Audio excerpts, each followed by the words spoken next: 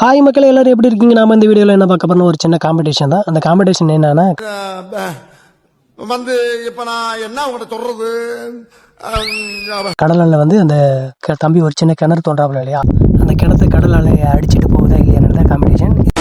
இந்த போட்டியாளர் யாரான்னு பார்த்துக்கிட்டிங்கன்னா, சின்ன தம்பி பெரிய தம்பி. ப்ளூ ஷர்ட் போட்டிருக்கவர் வந்து பெரிய தம்பி, எல்லோ டிஷர்ட் போட்டிருக்கவர் சின்ன தம்பி. இன்னைக்கு என்னெல்லாம் போட்டி ஆரம்பிச்சாச்சுங்க. நம்ம தம்பி சின்ன தம்பி என்ன பண்ணாமலே பக்கத்தில் இருக்க தெர்மாக்கோல்லாம் எடுத்து ஒரு குழியை தோண்டி அந்த தெர்மாக்கோலை வச்சுட்டு அப்படியே அணையை கட்ட ஆரம்பிச்சாப்புல. பக்கத்தில் நம்ம பெரிய தம்பி என்ன பண்ணா, எப்போ அலை வந்து அதை இடிக்குன்னு பார்த்துக்கிட்டு வெயிட் பண்ணிக்கிட்டே இருந்தாப்புல.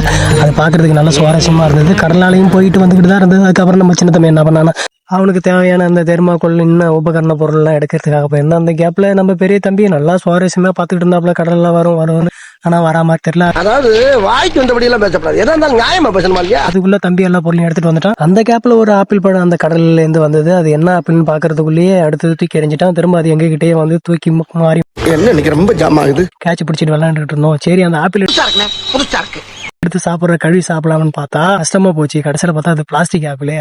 ஐயோ, ஆமாண்டா, நமக்கு வந்தது இதான் மிச்சம்னு சொல்லிட்டு கடலை எல்லாம் தூக்கி விட்டுச்சுட்டான்.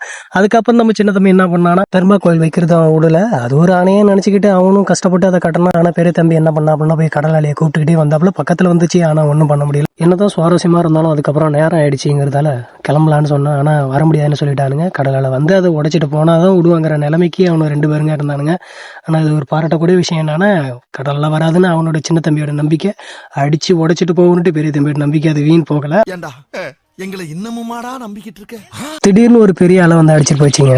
சின்ன தம்பிக்கு மனசு ரொம்ப கஷ்டமா போச்சு. பெரிய தம்பிக்கு ஒரே குஷியா இருந்துச்சு. இருந்தாலும் பரவாயில்ல, குழியை தோண்டிட்டு தெர்மாக்கோல் பண்ணிட்டு அவன் ஒரு புடி கட்டாயமா இருந்தான். அப்புறம் வேணாண்டா வாடா போகும்னு சொல்லும் போது ஒரு கொடியை நட்டணும்னா, நான் ஒரு அடையாள சின்னமா வைக்க போறேன்னு சொல்லிட்டு பாலித்தீன் கவரை கட்டினாங்க. அதுக்கப்புறம் சின்ன தம்பி விடுற மாதிரி தெரியல. இந்த மாதிரி எல்லாம் பேச சொல்லி யாரா சொல்லி கொடுக்குறா? சரி, கிளம்பலாமேன்னு பார்த்தா ஆளுக்கு ஒரு திசையில போயிட்டானுங்க. நான் மட்டும் தனிமையில் என்ன, தனிமை தான் நமக்கு பிடிச்சதே. இப்ப என்னடா பிளான்ல இருக்கு நீ? கண்டிப்பா இந்த வீடியோ பார்த்து நீங்க என்ஜாய் பண்ணிருப்பீங்க. ஸோ நான் கடைசியாக சொல்லுவது, யூடியூப் சேனல் லைக் பண்ணுங்க, கமெண்ட் பண்ணுங்க, மெயினாக சப்ஸ்கிரைப் பண்ணிட்டு அந்த பெல் ஐக்கனை தட்டி விடுங்க. அப்பதான் நான் போடுற வீடியோ உங்களுக்கு நோட்டிபிகேஷன் வரும். கடைசி வரை இந்த வீடியோ பார்த்ததுக்கு ரொம்ப நன்றிங்க. டாடா, பாய் பாய்.